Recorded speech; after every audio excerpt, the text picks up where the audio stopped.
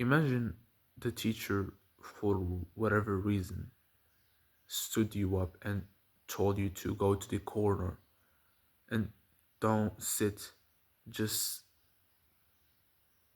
hold yourself with one leg.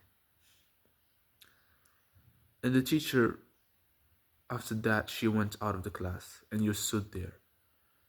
You want to go to sit down, but you feel like you're not able, you're actionless. Because if you did, the teacher gonna beat you if she found out that you sit down there.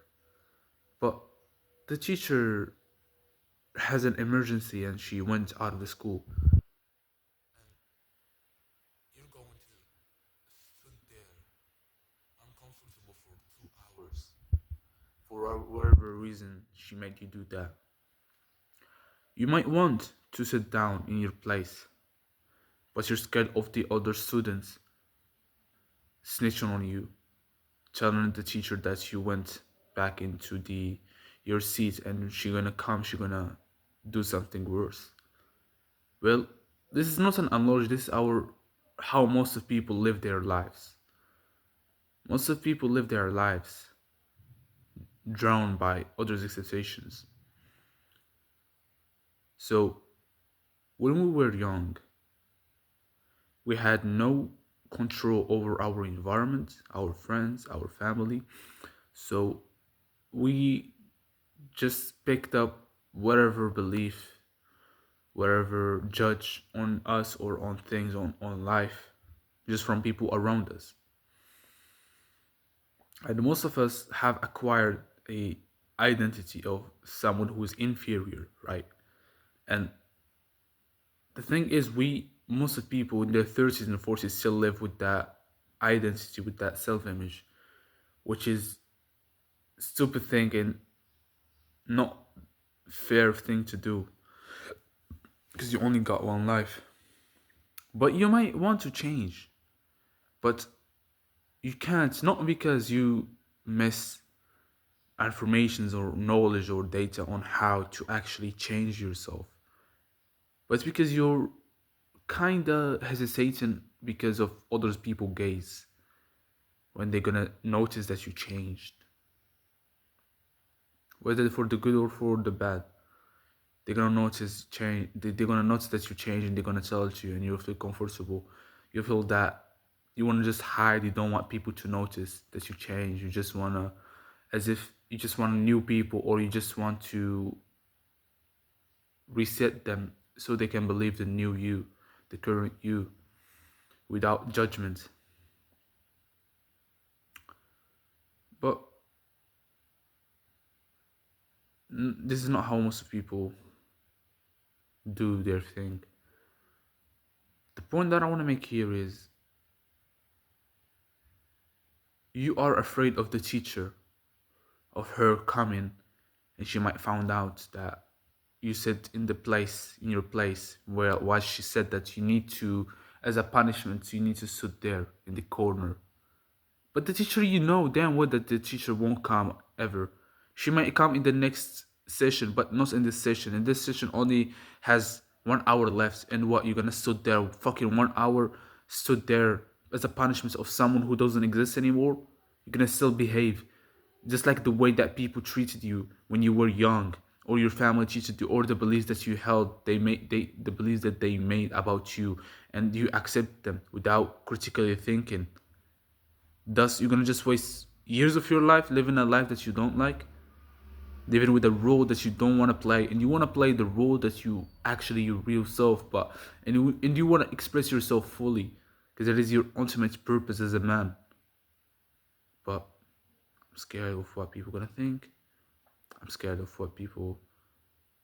I'm scared of people gonna judge me if I took a different path, or this or that.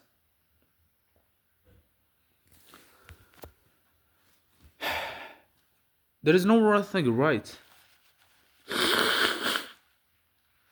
There's nothing right or nothing wrong. I cannot tell you that this is better than this or that is better than that, but you can tell. You can tell that from the time that you open your eyes, you were just surrounded by losers.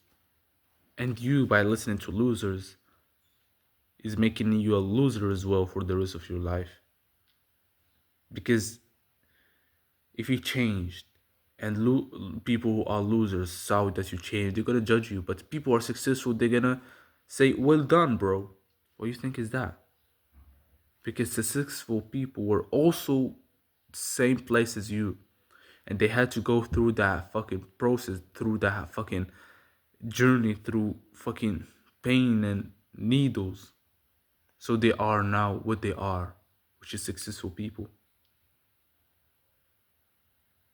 The point that I want to make here is it does not fucking make sense to live a life that you don't didn't choose to live and to play a role that you didn't choose, but it was drawn by others.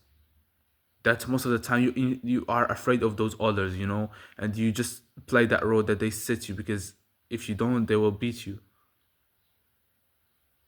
But didn't you logically think if they are actually right? They're not. First of all, who were they? Your friends?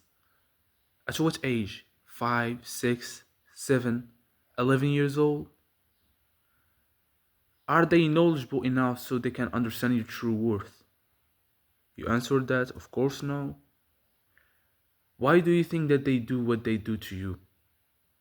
Maybe because they have problems in their family and their dad all the time fucking them and their uncle raping them all the time and beating their ass up, and they want to feel good about themselves. That's why they found you, and they suppress you like that so they can rise and they feel good by making you feel bad. By understanding that, is there any logical reason why to behave in a way that you don't like, to play that role that you don't like from the first place, that you didn't choose that role, it was just drawn by people, and it is just that you get so used to it, that's why it feels weird to change or impossible? I want to really make this click for you, because most of people here gonna say I'm unauthentic and I'm not realistic and all that shit. First of all, you didn't choose who you wanted to become from the first place. You didn't choose, right?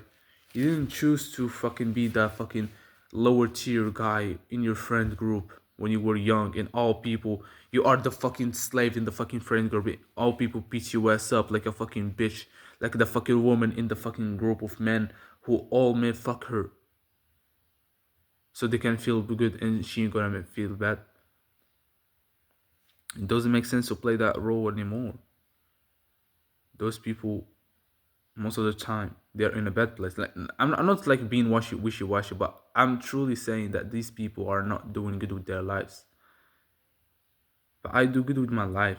I'm more knowledgeable than them.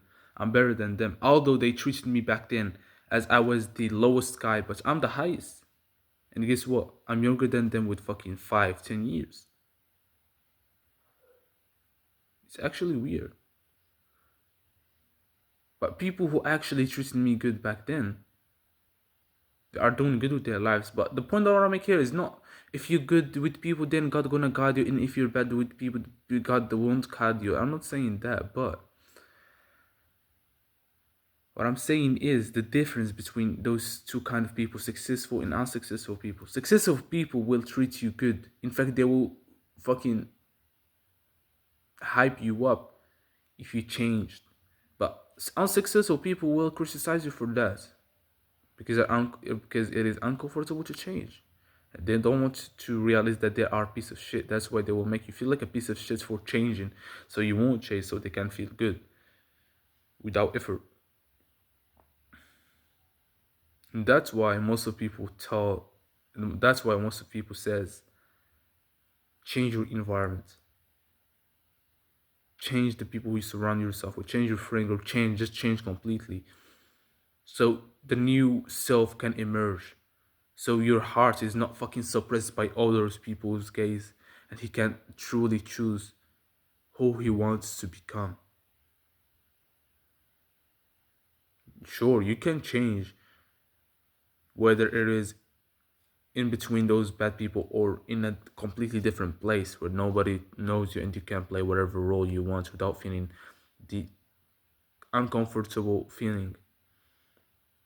But it just requires you something which is knowledge and understanding and being reflective and understanding on things, so you can understand why people behave the way they behave, and not making conclusions that doesn't cast votes for your successful person, or rather it makes cast votes for the negative self of you, the unsuccessful person in you.